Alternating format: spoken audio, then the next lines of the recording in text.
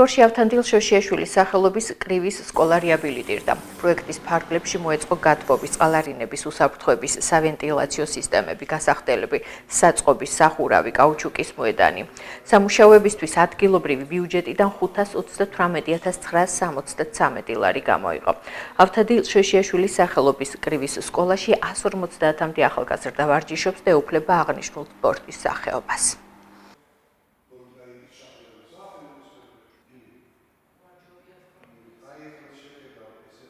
აგვისტოს დასაწყისში დაიწყო მშენებელმა გამარჯვებულმა კომპანიამ მთლიანად რეაბილიტაცია ჩვენი კრივის სკოლისა.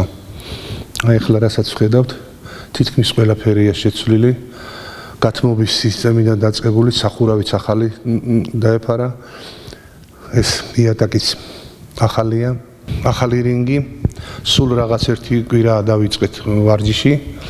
4 თვეს მიმდინარეობდა სარემონტო სამუშაოები.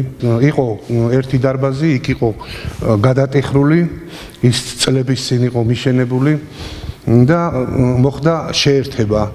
აქ თუ იყო თქვათ ერთი გასახდელი ბავშვებისათვის, გოგონებიც ვარჯიშობენ თქვენ იცით, გოგონების კრივის აღმავლობის გზაზეა, 2 გოგონა ყავს ფინალში ახლა საქართველოს ჩემპიონატზე, ვიყენებდით მწვრთნელების ოთახს. გოგონების გასახდელი ცალკეა თავისი აბანო და სველი წერტილები რაც უნდათ. იგივე ბიჭების გასახდელი გაფართოვდა, დაემატა სველი წერტილები რამდენიმე.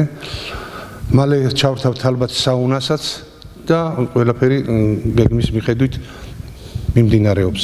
სკოლაში ვარჯიშობს სადღაც 120-125 მოკრივე. ემსახურება 7 მწვრთნელი და წარმატებით შეგვიძლია ვთქვათ, რომ ვიასპარეზეთ 2024 წლის სასწავლო წელს.